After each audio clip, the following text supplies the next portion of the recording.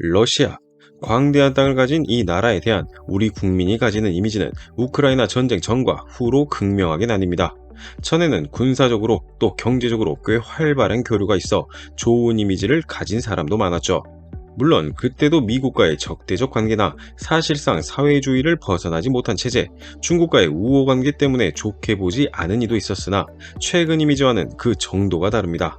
우크라이나 러시아 전쟁 이후 우리나라의 우크라이나 지원에 대해 러시아는 사실상 협박에 가까운 목소리를 내었고 대한민국을 비우호 국가로 지정했으며 심지어 최근에는 북한과의 긴밀한 관계를 통해 한반도의 긴장감까지 불어넣고 있죠.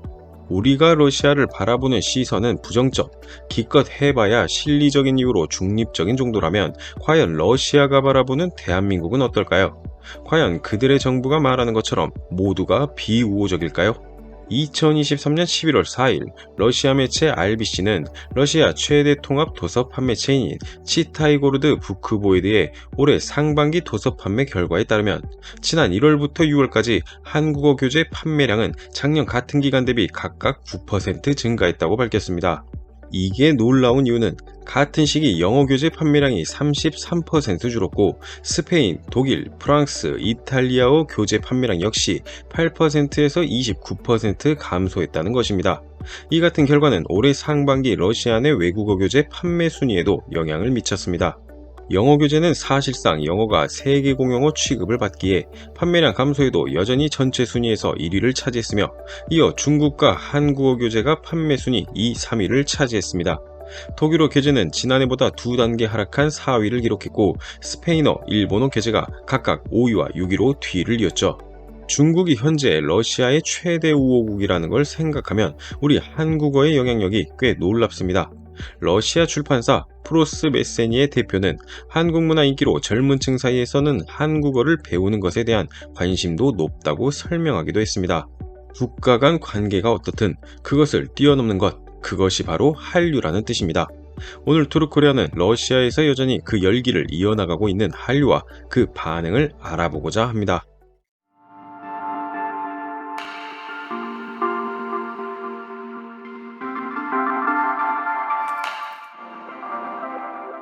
한국과 러시아라는 말을 러시아 말로 구글에 검색하면 역시나 북한, 미사일, 한미일 훈련 등이 전면에 나옵니다. 하지만 한국 문화를 검색하면 현재 러시아 내 한류가 어떤 상태인지 알 수 있습니다. 델로바야 가제타 유그라는 러시아 매체는 2023년 11월 1일 러시아 남부의 경제문화 중심지인 로스토프에 불고 있는 한류에 대해 다뤘는데요. 매체는 K-팝 유행을 시작으로 한국 문화 전반, 특히 요리에 대해 관심이 형성되기 시작했다며 K-팝을 좋아하는 사람이 모일 수 있는 소위 K-팝 카페를 소개했고 또한 한식에 대한 인기를 상세히 보도했습니다. 조금 특이했던 건 한국식 핫도그, 치킨, 떡볶이와 같은 음식들보다 더욱 인기가 높은 게 바로 한국 라면 스프라고 합니다. 스프를 통해 다양한 음식에서 한국의 맛을 느낄 수 있다는 것이죠. 보도에 소개된 현지 K-팝 카페 창립자들은 로스토프 남부 지역에서 한국 문화를 더욱 대중화하는 데 기여할 것이다 라는 말을 남기기도 했습니다. 니제고로드스카야 프라우다라는 매체는 2023년 10월 18일 더욱 흥미롭고 깊은 기사를 남겼는데요. 제목은 김치부터 드라마까지 한국 문화, 패션이 세계를 점령했습니다. 입니다.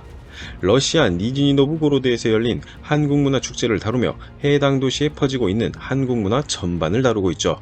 보도에서는 오늘날 니즈니 노브고로드와 러시아 전체에서 요리, 영화, 음악, 한국 문화에 대한 관심은 실로 엄청나다 라며 러시아를 비롯한 전 세계적으로 한국 요리가 점점 인기를 얻고 있고 오늘날 니즈니 노브고로드에는 한국인에게 인기 있는 김치, 떡볶이, 라면, 어묵 등을 맛볼 수 있는 카페와 레스토랑이 여러 군데 있다는 말과 이런 한류의 비밀이 무엇일까라며 독자들에게 되묻고 있습니다. 기사에서 사회학자 알렉산더 프루드닉은 한국의 문화와 경제를 세계적으로 활발히 홍보한 기반은 20세기 한국과 한국민족의 비극적인 운명, 즉 일본의 점령과 그 결과 한국민족이 망한 데에 있다며 멸망 직전의 상황, 일본 제국의 일원으로 제2차 세계대전에 참전, 조선민족을 분열시키고 조선을 낙후된 빈곤 국가로 만든 피비린내 나는 내전 때문에 국가가 부흥할 것이라는 희망을 가진 사람은 아무도 없었고 자랑스러운 한국인의 이름을 회복하려는 열망이 너무 높아 국가 이념이 되었다고 말했죠. 이어 한국은 이를 위해 경제 회복과 한국 문화의 발전과 수출을 위해 노력했다라는 의견이 실렸습니다. 이 어디에도 최근 러시아와 우리나라의 관계는 언급되지 않았습니다. 그저 다른 한류가 퍼진 나라와 마찬가지로 한류 현상을 다루고 또 그 이유를 알기 위해 노력하는 모습뿐이죠. 이런 러시아 내 한류 영향은 숫자로도 명확히 볼 수 있는데요. 러시아의 유명 VOD 플랫폼 IBI에 따르면 전통적으로 러시아에서 인기 있는 프로그램은 할리우드 영화, 탐정물, 코미디 등이었지만 최근에는 터키의 TV 시리즈나 한국 드라마가 부상하고 있다고 밝혔으며 현지 언론 RBC도 러시아 온라인 영화 플랫폼들이 한국과 터키 영화와 TV 시리즈에 공을 들이고 있다는 말과 함께 특히 VOD 플랫폼들이 일제히 한국 드라마 콘텐츠 공급을 늘리고 있다고 전하기도 했습니다. 코트라 모스크바 무역가는 한국 콘텐츠에 내재된 감성 코드와 표현 방법은 예술 선진국 러시아에서도 그 빛을 발해 한국 드라마나 음악에 대한 인기가 K 브랜드로 발전하고 있다며 K 콘텐츠에 힘입은 러시아 내 한류 효과는 화장품, 식품 등 한국 제품에 대한 긍정적인 이미지로 K 브랜드 상품 광고 효과를 톡톡히 내고 있다고 말했습니다. 식품의 경우 최근 대표적인 수혜 품목은 김과 청량음료인데요. 불과 5년 전만 해도 한국의 러시아 김 수출액은 500만 달러였지만 최근 5년 사이 김 수출을 6배 늘리며 러시아는 한국의 4대 김 수출 대상국이 됐습니다. 2021년 기준 한국 김이 러시아 수입 시장의 62.3%를 차지했을 정도죠. 청량음료의 경우 2021년 우리나라는 3,290만 달러를 수출하며 2위를 기록했습니다. 밀키스, 캔커피, 알로에 음료 등의 인기에 힘입어 최근 5년간 우리나라는 매년 약 2천만 달러의 청량음료를 러시아로 수출하며 현지 수입 시장을 주도하고 있습니다. 이외에도 러시아 현지 요식업계의 변화도 눈에 띕니다. 이전에는 한국인이 운영하는 한국 식당이 현지 한국인을 고객층으로 영업했다면 지금은 현지인이 운영하는 한국 식당 및 프랜차이즈가 러시아인을 상대로 인기를 끌고 있다고 합니다. K뷰티의 경우 지난 상반기까지의 수출 실적이 1억 6,852만 달러였는데요. 전년 같은 기간보다 31.9%가 증가한 실적이며 전체 수출 실적에서도 4.1%를 점유해 6위에 오르며 전쟁 중 오히려 수출이 늘어난 현상을 보이고 있죠. 기존에 러시아에서 유독 잘 나가는 것으로 알려졌던 초코파이나 도시락 라면은 물론 최근에는 러시아로 향하는 제주, 감귤 수출까지 크게 늘었습니다. 사실 한류의 러시아 진출은 다른 지역에 비해 늦었습니다.